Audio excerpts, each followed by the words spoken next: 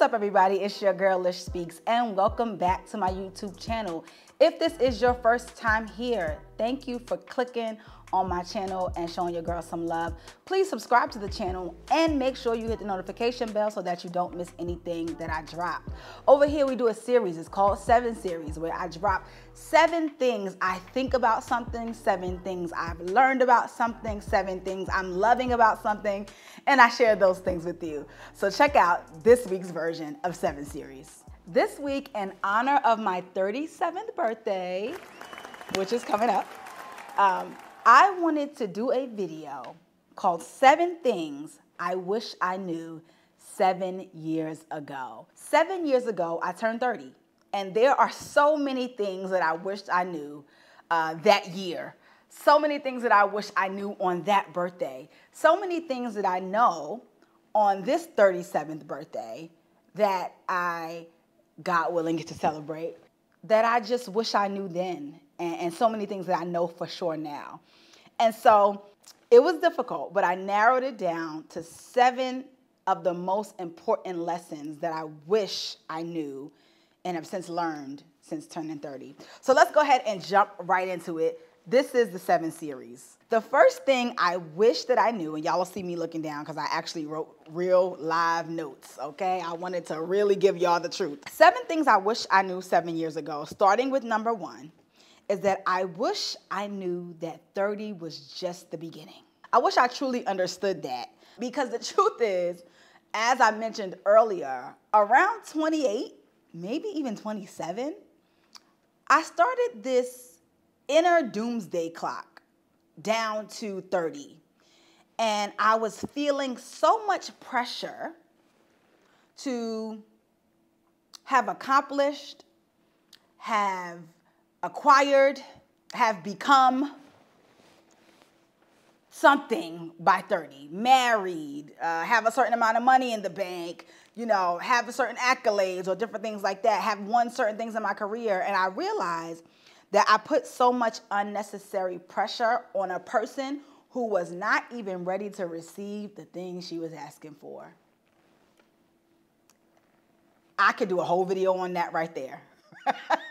But I wish that I knew that 30 was just the beginning. I wish that I knew that there were so many things that I was going to accomplish, things that I was going to step into, things that I was going to learn, parts of my life that didn't even exist yet that I was going to love. You know, it kind of reminds me of that saying or that quote that says your best days, some of your best days haven't even happened to you yet, or some of the people who are going to love you the most you haven't even met yet. You know, that is so true. And for some reason, and I think it's worse on women, but it happens to men too, something happens when you're nearing 30 where you start feeling like whatever you haven't accomplished is never going to happen.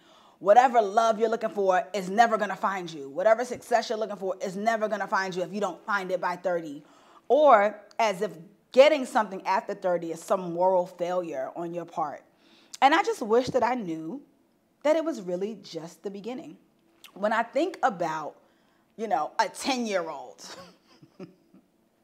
saying, or even for a 20-year-old for that matter, for me now at this age, saying like, oh my goodness, I just wish that I was so much better at this, and I'm running out of time, and, you know, I thought that by now I would have this or that. That is silly to me. Imagine a 10-year-old saying, I thought that by now I would have so-and-so. Well, guess how you look to someone who's 50 or 60 saying that about 30. It's like, child, you haven't even lived yet, you know. And here's a real true hack.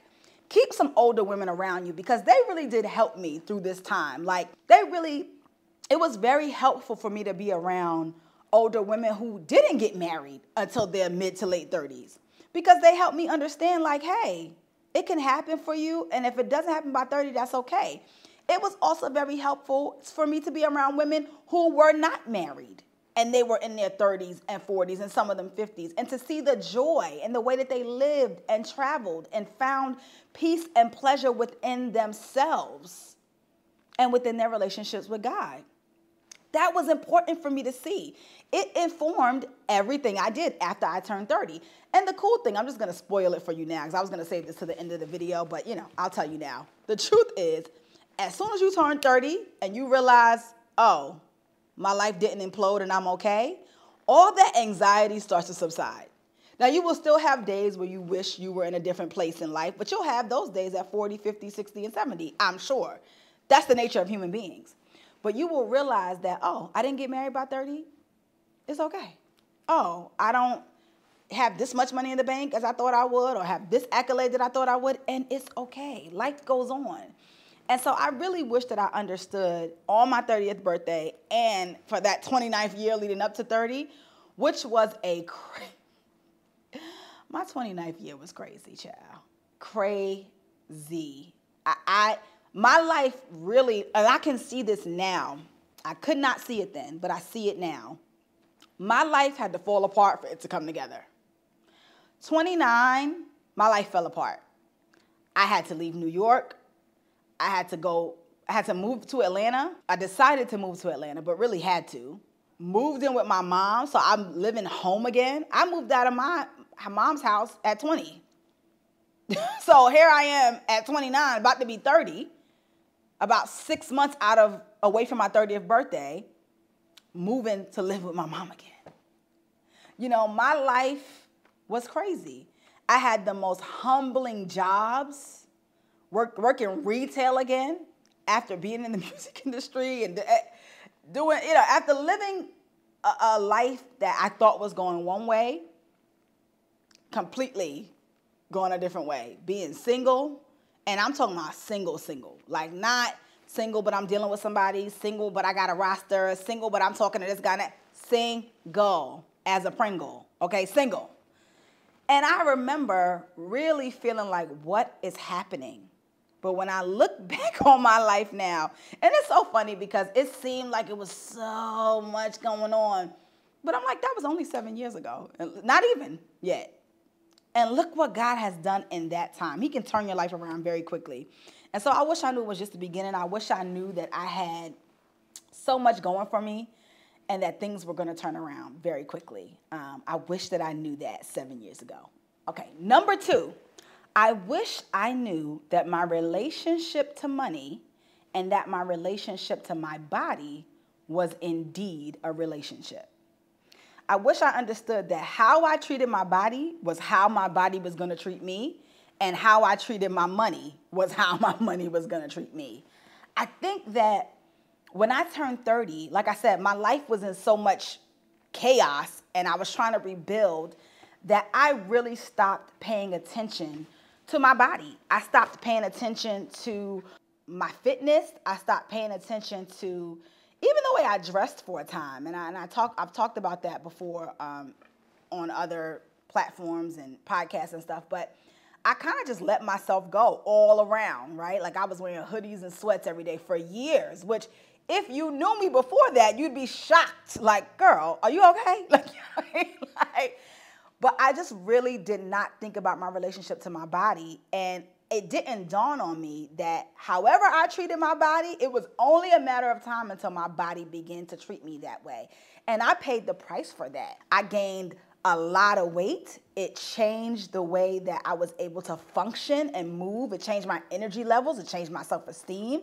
So there were things that I think I would have even gone after that I didn't go after, which we'll get to that later, that I know were really a product of how I was feeling about myself and not wanting to be in front of the camera and not wanting to pursue certain opportunities because I was struggling with the image of my body. But beyond that, because I'm pretty much able to get over those types of things, right? Like, if I'm not loving how I look, but there's something coming up and I need to be on camera, I'm going to just push past it for the most part.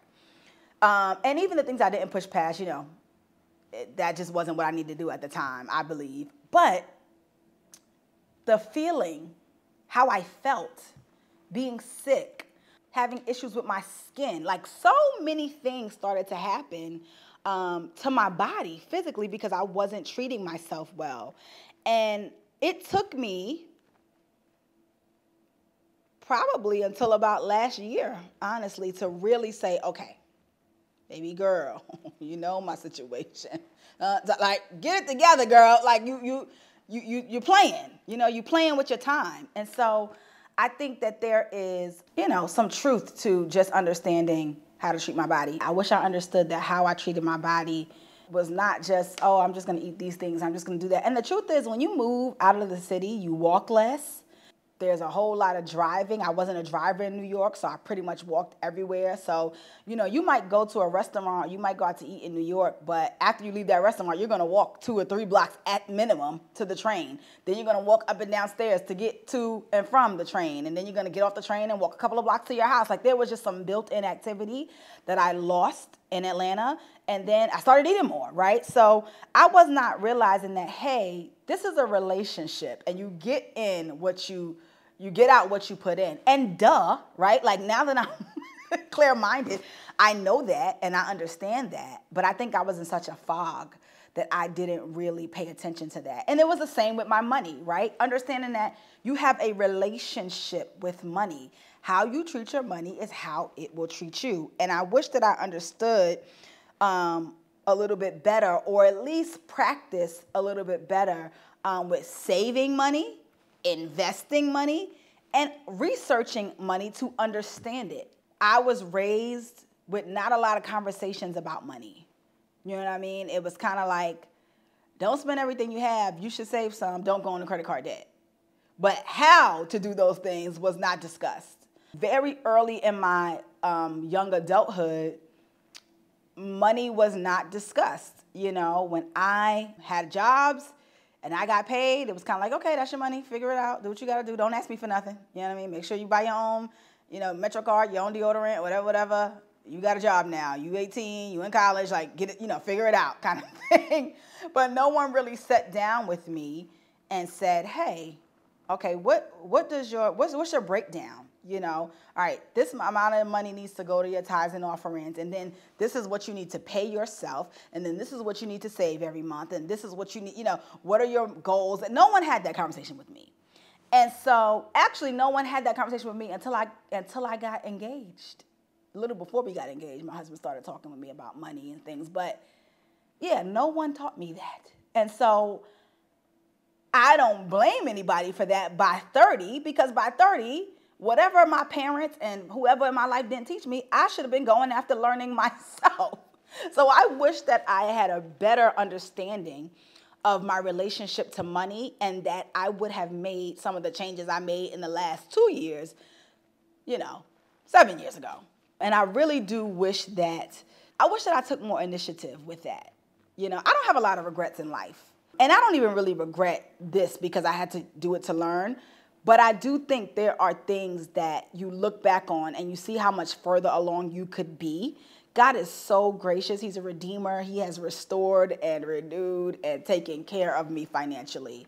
However, I think about some of the things that I would have known and done differently, and some of the things that I might have been able to help the people around me do differently. So that would be the second thing, wishing that I knew how to have a better relationship with my money and with my body. Okay, so the third thing I wish that I knew is this. I wish that I knew that the work I was doing on myself would be worth it, because I would have done more. When I was 30, I really got very deep into self-work. And I read books, I listened to interviews. Wasn't really big into podcasts so much at that point, a little bit, but I listened to interviews, I YouTube myself to death, I Oprah Masterclass myself to death, I watched every interview I could find from Nikki Giovanni and Maya Angelou and the women that I looked up to, and Michelle Obama and Oprah Winfrey and all the people who I felt like had a wealth of knowledge to teach me. I spoke to the older women in my life at length and invested in those relationships. I did all the things. And while I was doing all that, I don't know that I totally believed that it would be worth it one day. I think I knew that there were things about myself that I didn't love, let alone like. I think I knew that if I was going to be as successful as I wanted to be, and if God was ever going to bring love into my life, there were things that I wanted to be better at than I was at that time. Money was one of them. Taking care of my body was one of them. There were several things.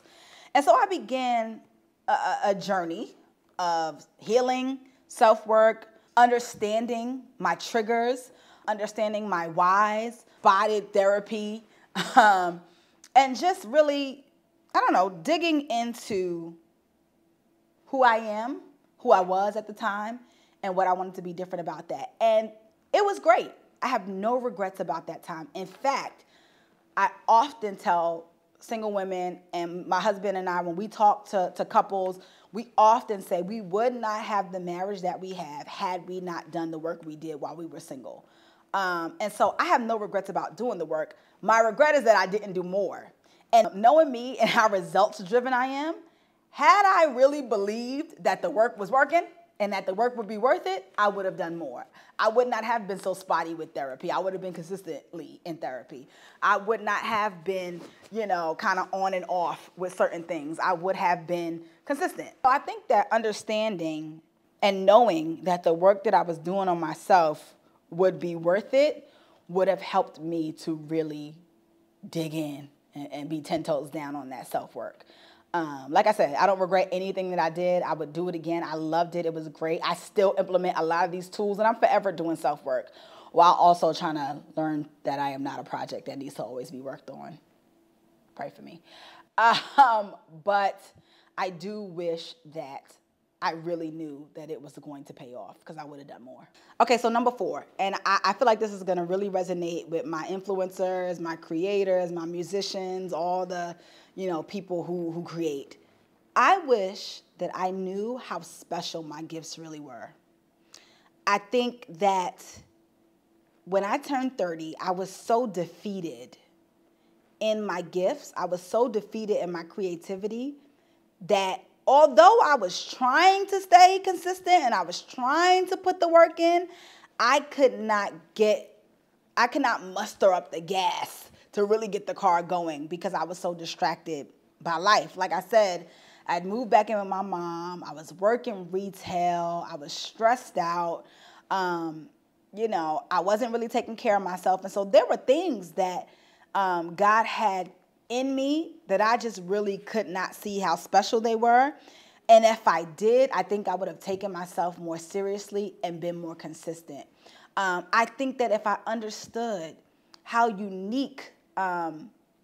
uniquely God had gifted me to do what he wanted me to do in the earth, which is something that I'm fully aware of now, I would not have let things like gaining weight or things like working a job I didn't love, I wouldn't have let that stuff get in my mind so much. I would have really pushed through to be who God had created me to be in that time. And so I wish I understood that. I wish that I had taken the time to really listen to the people around me, because people were telling me, and to consistently, because I would, again, in spurts, put out work, put out videos, invest in myself.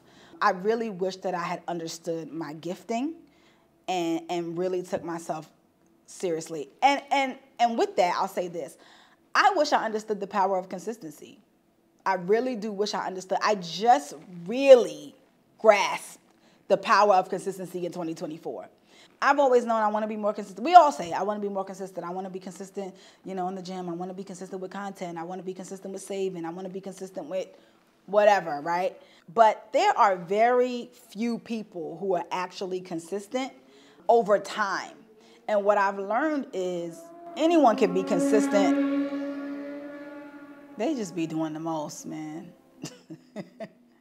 What I've learned is anyone can be consistent in spurts, but to show up consistently over years, when you think about artists who have just been killing it for decades, on tour, writing, making albums, creating content, making videos, being in movies. Like, it takes a special kind of understanding of how special your gift is.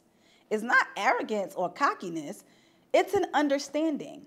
Because why would you fight through all the hard days and times you want to give up and missing things with your family and all sorts of personal pleasure, right? Sleeping in. We think about all these big things. Oh, I'm missing. Sleeping in. There are people who train for the Olympics, basketball players, football players, artists who have not slept in years. or very few and far in between do they sleep in. You know, those personal sacrifices only come if you really believe your gift is special and it's worth sacrificing for. And so I wish I understood that. I think I would have been a lot further along. Okay, number 5 is not that different than number 4. It is this. I wish I understood the price of procrastination. Yep.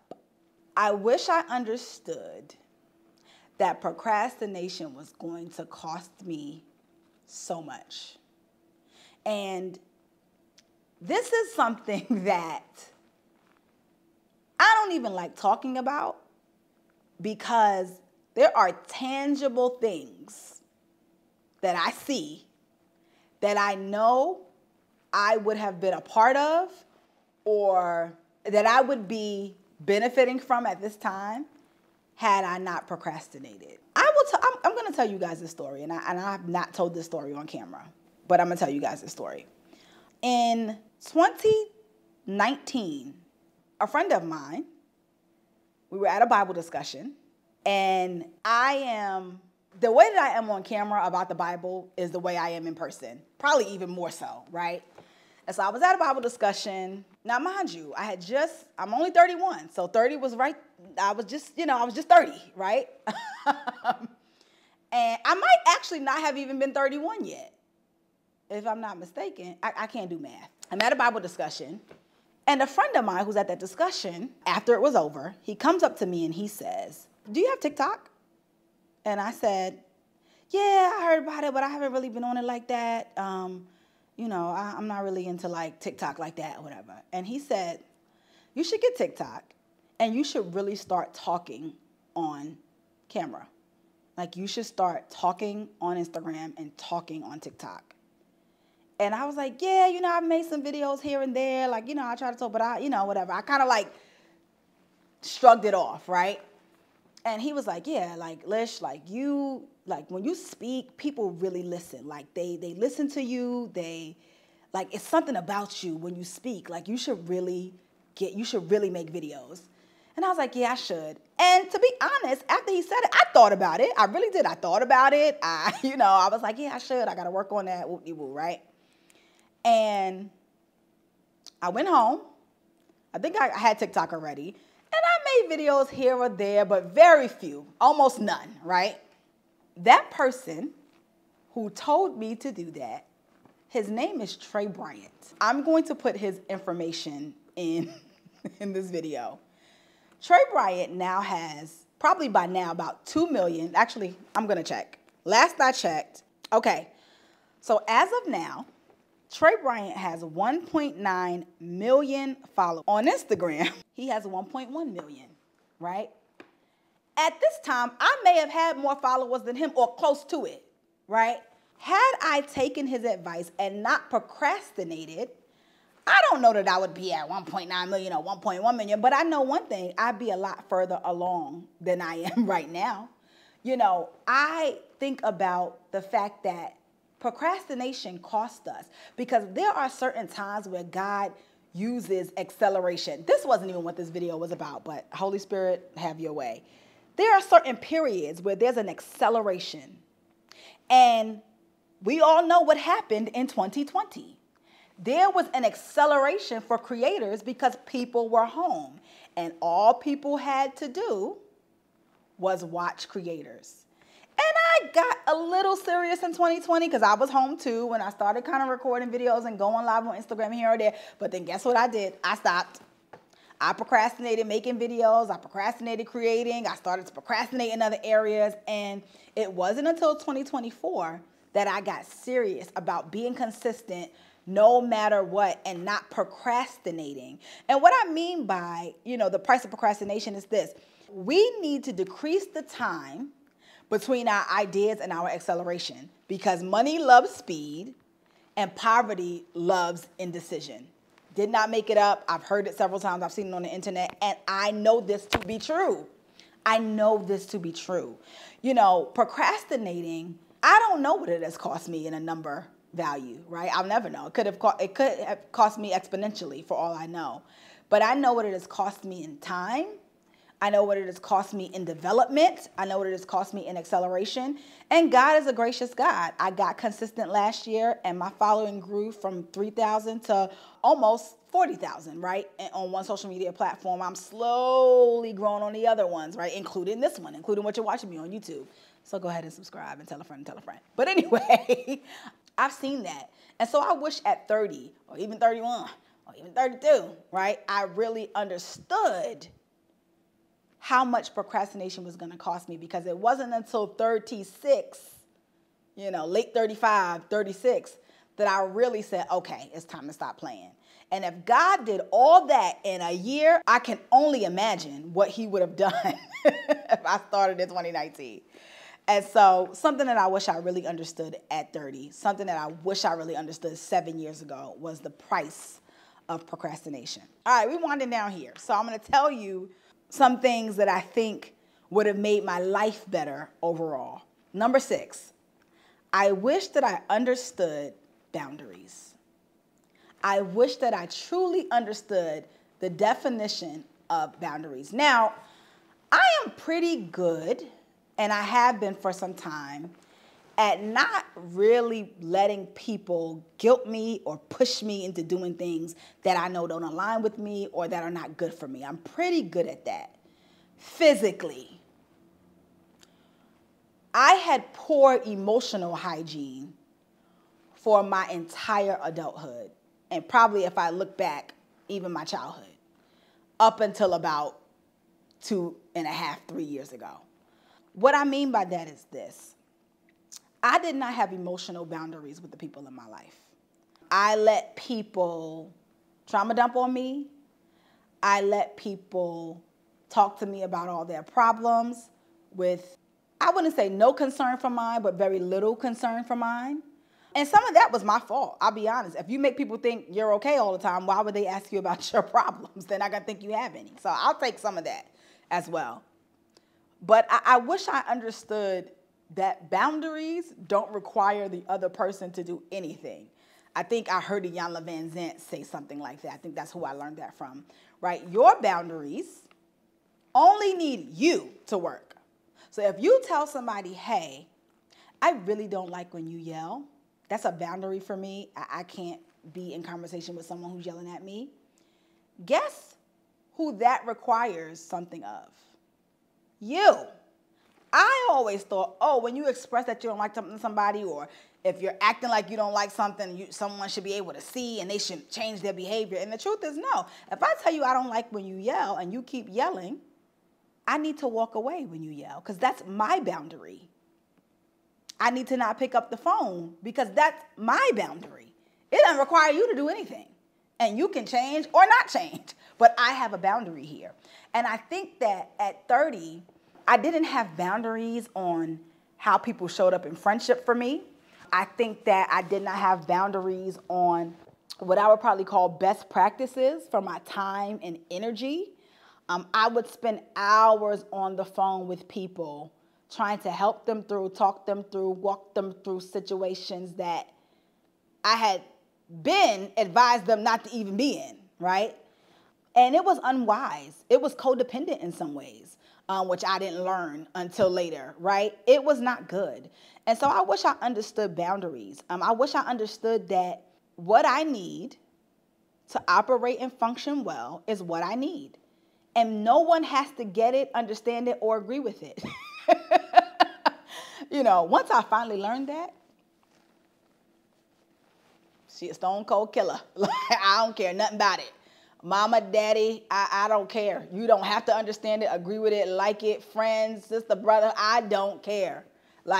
This is what I'm doing, and that is that. This is what I'm not doing, and that is that. You know what I mean? And it took me a long time to get there, for real. Especially emotionally. Like I said, physically, I've always been kind of like, that's too much. But, listening to people complain, listening to people, talk about toxic relationships and, helping people over and over again if they make the same mistakes over and over again. I'm like, this is not healthy, and this is not good, and this is not the person I want to be, And so I really had to make some real changes in my understanding of boundaries, but I wish I understood that at 30, because I think it would have helped me have an even better couple of years than I've had. I'm grateful that I learned it when I learned it, but I do wish that's something I learned earlier. And if you are entering your 30s, I want to encourage you, baby, set them boundaries and stand on them. 10 toes, stand on them. Don't let nobody make you feel guilty. If you realize a boundary is too harsh, guess what? You can change it. You can change it. You can say, hey, I came at you pretty hard about that. It triggered something in me, and so I was trying to create a boundary, but that's not how I actually feel. But create them. And last but not least, and if you've stayed this long, that means you're enjoying what you're seeing. So go ahead and share this video with someone. Go ahead and subscribe. Leave me a comment telling me the things you wish you knew 7 years ago. Okay, last but not least, number 7 is this. 7 years ago, I wish I knew that I deserved the life that I have right now. I wish that I knew that I deserved the life I was dreaming of. At 30, I was dreaming of the marriage I have now. I was dreaming of living in a space that looked like the one I live in now. I was dreaming of pursuing my career and my goals and being in business with amazing companies and just the things that I have right now. I was dreaming of this life. In fact, I was dreaming of a lesser life. This is beyond my dreams. And I'm now just getting started, especially in this field as a media personality and a creator. And so I wish that I truly understood that I was deserving of the life that I have now. One of the things that I struggle with a lot is worthiness. I did not know that I struggled with worthiness until I got engaged and went to premarital counseling. Getting engaged and trying to enter your marriage healthily will teach you a lot about yourself. And so I learned in premarital, as I would talk about some of the things I felt about my husband, about my relationship, about marriage itself, that I really did struggle with worthiness and some of the questions that I got asked just about other areas of my life, because we had some amazing people do our premarital, an elder couple in our church who just, for me, really got me and understood where I was at. And the questions that they asked really drew out the fact that I struggle with worthiness and struggle with believing that I deserve good things. I always tell people I don't have imposter syndrome. I believe I am exactly who I say I am. I actually believe I'm more than what I say. But I do struggle to believe I deserve the goodness that comes from that. Right? I believe I'm a great person. Do I believe I deserve the good things that come with being a great person? Not always, right? And so I have not conquered my worthiness issues. I have not conquered my feelings of like, do I deserve these good things, or why me and not other people? I haven't conquered that, but I have gotten so much better. And I do know for sure that God wants to give me good things. One of the things I share with people all the time is, if I could have people understand anything about God, it would be that he is dead serious about blessing us. Like, it is his pleasure to bless you. If God was not serious about blessing our lives, he would not have sent his son. Hello? Like, he sent his son, yes, for our salvation, but also for our blessing. He sent his Holy Spirit to live within us, to indwell in us, for the blessing and protection of our life. He's dead serious about it. Doesn't mean we won't have hard times. Doesn't mean hard things won't happen. But God is dead serious about blessing us. It is his pleasure. I think about the scripture that says, if you who are evil know how to give good things to your children, how much more will your Father in heaven give good things to those of you who ask? He wants to give us good things. He desires it. And I think about my parents. There's no good thing that my parents could have access to that they would not want to give me. How much more God? And so if you struggle with worthiness, if you're dreaming of this grand life, but somewhere deep down inside you struggle to believe you are worth it, that you deserve it, I want you to dig deep into your relationship with God. I want you to dig deep into your relationship with yourself and start to chip away at why you feel that way. I believe that once I started to feel more worthy, once I started to work on the things that I was struggling in my life, love came, success came, like life changed, and it changed quickly because God is gracious like that. I wish that I knew that the things I was dreaming about, daydreaming about, wishing, hoping for with all my heart, that not only were they in my grasp, but that I deserved them and that they were on the way. That worry that I had, oh man, I'm not married by 30. And then after 30, it's like, all right, well, I hope I get married before 40. And I started to just understand that, listen, all I can do is be someone who is ready for marriage. I can't make marriage come. So what I started to do was work on myself, and I worked on myself really for myself, because I said to myself, okay, so even if marriage doesn't come, it will benefit you to be better financially. It will benefit you to be happier. It'll benefit you to address your triggers and your pettiness and the things about your character that you don't like. Even if the man doesn't come, it will benefit you. And God graciously bought me the most amazing man, better than I could ask for, in terms of how he treats me, how he leads me, how he loves and follows God, and how he loves me. When I think about success, there were things that I wanted to accomplish that I could not figure out how to crack the code until I started believing I was the type of person that was worthy of being in certain spaces and places. And until I started becoming the type of person who would be in these spaces and places, right? God started making things connect and making things work out. And I just want to encourage someone, whether you are creeping up on 30 or whether you're already over 30, whether you're creeping up on 40 or creeping up on 50 or creeping up on 60 or 70, I want to encourage you to change your frame of mind about what you are worthy of. I don't want to get too deep here, but Jesus came and died for you. God sent his son to die for you. You're worthy. You're worthy. Any earthly thing you could want is so much less impressive and important and valuable than that. If he did that, why would he not graciously give you all things? Like, I love the song, if he dresses the lilies with beauty and splendor, how much more will he, listen, the video is going in a different direction. Y'all know I can't help myself, but I really want us to understand that God takes pleasure in blessing us. And this one is so close to my heart because I know how much having worthiness issues really breaks you down. Oh, I'm getting emotional. I know how much not feeling like you are worthy of good things really stops you from going after them. I know that personally.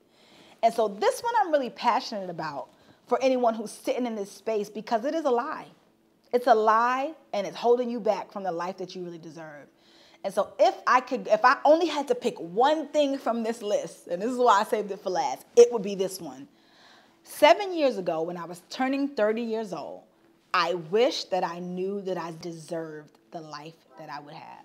All right, y'all, so this has been another episode of 7 Series with me, Lish Speaks, and I hope that something in this video encouraged you. I hope something in this video helped you to change your mind a little bit and think about things differently. Listen, if you're on your way to 30, don't trip. It gets greater later, as our girl Bevy Smith says. Join me for the next 7 Series next week, and I'll see y'all then. Peace.